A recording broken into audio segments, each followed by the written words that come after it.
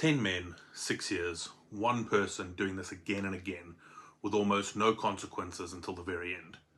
I'm talking, of course, about the false allegation case of Stacey Sharples.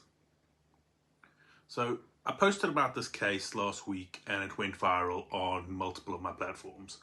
So tens of thousands of views, hundreds of comments, more reaction than anything I've put out in months. So today what I want to do is actually go through it completely properly, what happened, what it cost, why it matters. And then I want to talk about what people actually said in response, because some of it really needs addressing directly. So let's just start with the basic facts of the case.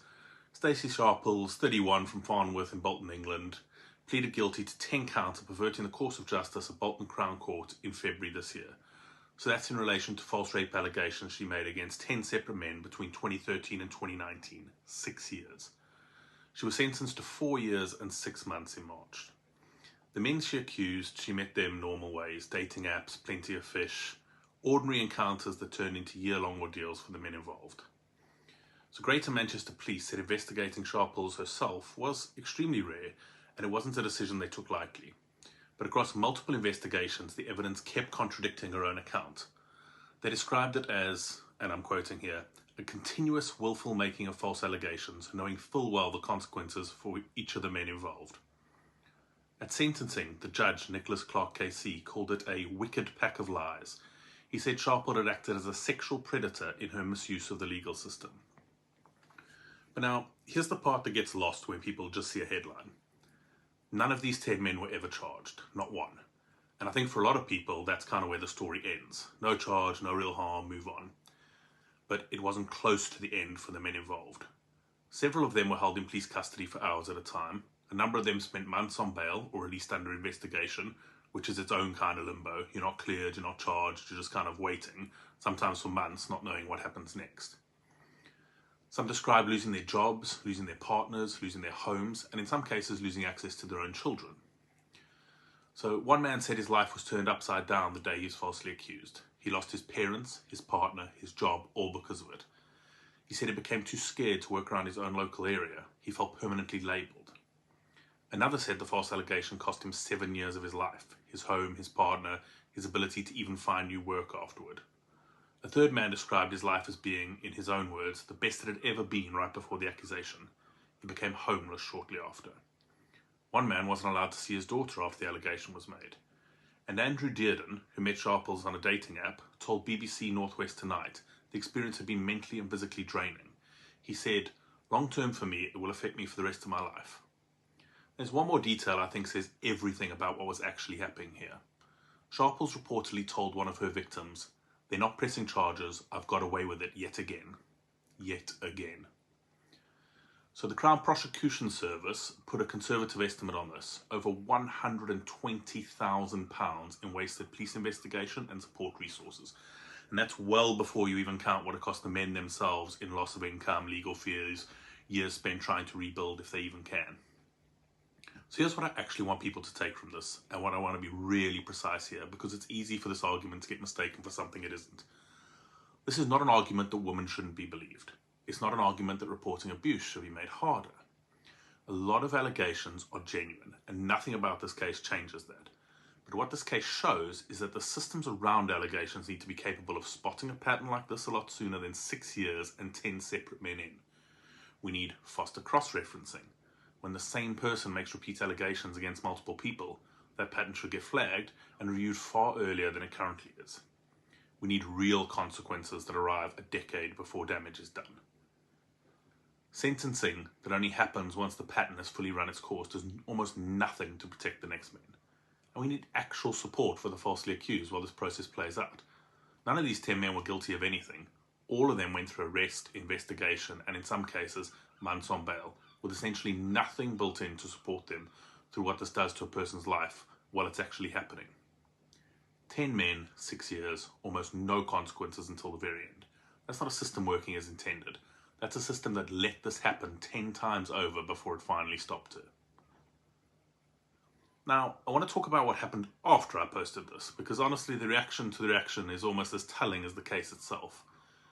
This became one of the biggest posts I've ever put out. Tens of thousands of views and hundreds of comments, way more than anything else I've shared recently. And when something reaches that many people, you get the full range.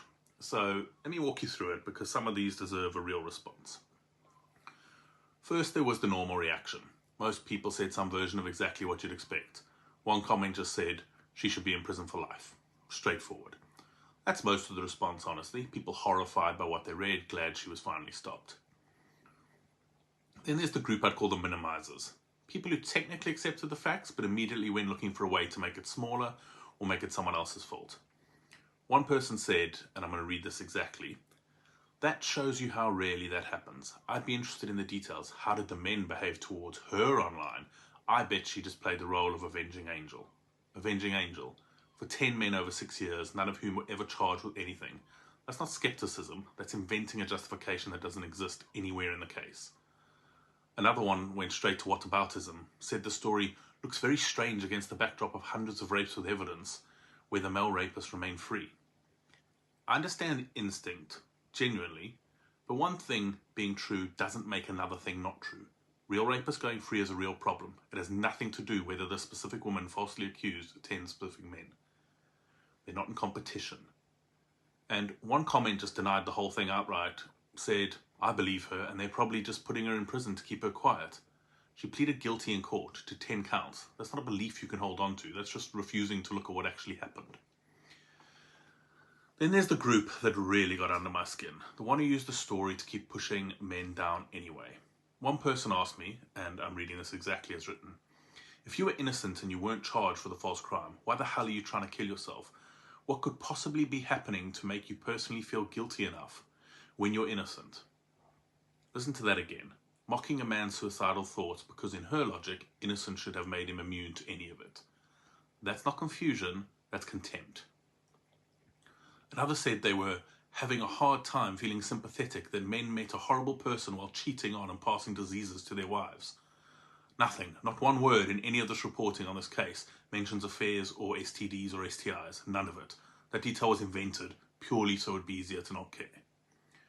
And then there's the last one, which honestly might be the most revealing of all. Someone just wrote about her, "Who would touch that?" with laughing emojis. 10 men, 6 years, real documented harm, and the response was to comment on her appearance. Not the case, not the men, her looks. So here's why I wanted to cover all of this, rather than just the good comments. Because the range of the reactions to this story is basically the entire argument of this video, condensed into one comment section. Some people see it clearly. Some people go looking for a reason it doesn't count. Some people can't extend basic compassion to a man even when the facts are undeniable. And some people can't even stay on topic long enough to engage with what actually happened. That's the culture that this exists inside of. That's exactly why we need it to change. So, if this story affected you in the way it's clearly affected a lot of people this past week, this is exactly what my workshop exists for. Understanding false allegations, what you need to know. It's on Saturday the 19th of September. It's 3 hours live and it's not recorded. The link is in the description of the video. Every ticket bought also releases a free place through the buy one, give one for someone who can't afford a ticket. And if you want the written version of everything I've just gone through, it's on my blog and I'll put the link in the description of that too. So thanks for watching and I'll see you all in the next one.